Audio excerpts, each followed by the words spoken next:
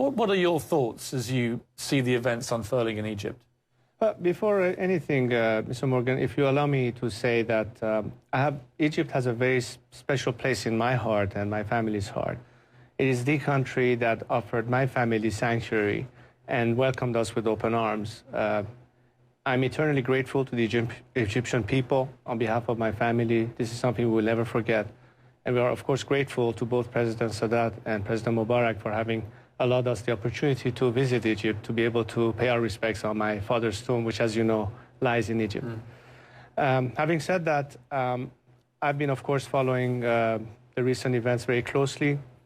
And what I can tell you is not necessarily specific to Egypt, but when we see Iran, we see Tunisia, and we see many other things, I think it speaks of a new era, and it speaks of a new generation, a generation that demands to be heard, a generation that can no longer take no for an answer, a generation that expects to have every right in freedom and participation, and of course opportunities. And as such, I think it is time for the world to recognize that if we had had eras where leaders would make decisions or foreign powers would make decisions, isn't it about time that we let the people make the decisions and have a choice? Isn't the problem with that is that it's a great idea in theory. We all would agree with this. Power to the people, give them what they want.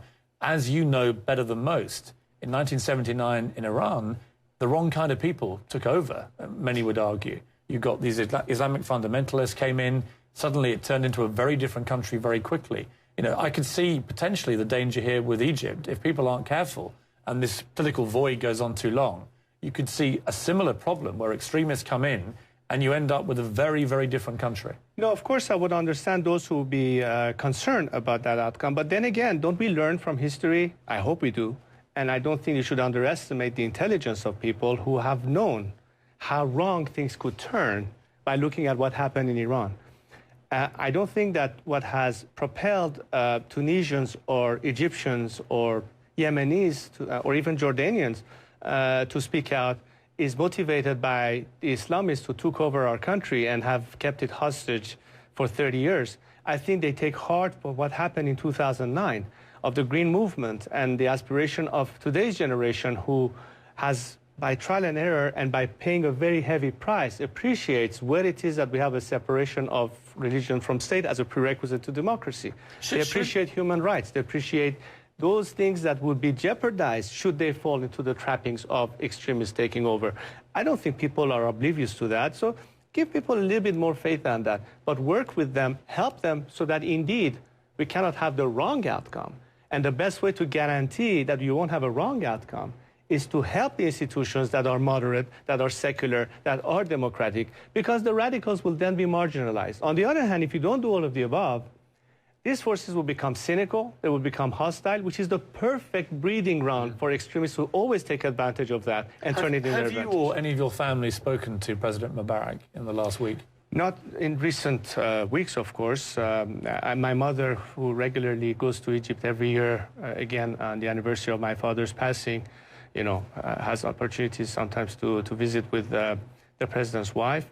I haven't had any recent contact, so I've nothing new to really indicate. You now live in America. You Yes. have your home here in Washington. Yes.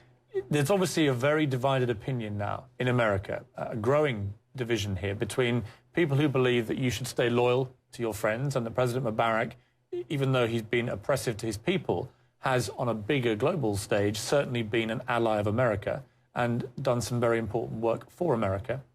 And there are those who say, well, forget all that. He's treated his people badly. The people are now rebelling against him. They want a new government, a new regime. They want freedom and democracy. Which side of the fence are you? Because you've been through all this in different circumstances, but it's a similar ideology. Which way are you going here? Do you think the people of Egypt now have the right to do what they're doing?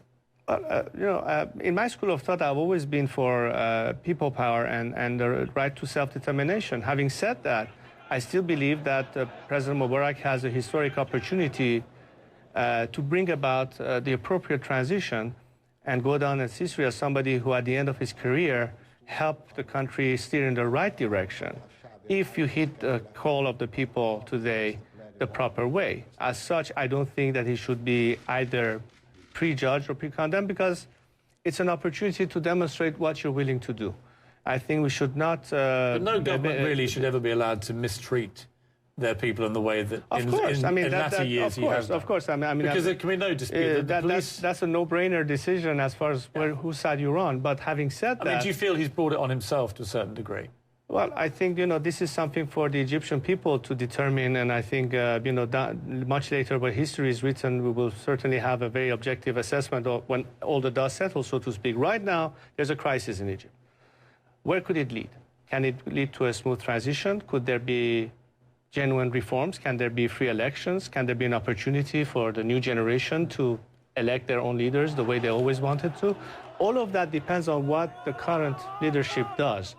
And if it does it the right way, and if the people are assured that this time they're going to be heard as opposed to be neglected yet again, I think we could, in this sense, avert chaos. We could, in this sense, see a transition that does not lead to anarchy, because that would be the worst-case scenario.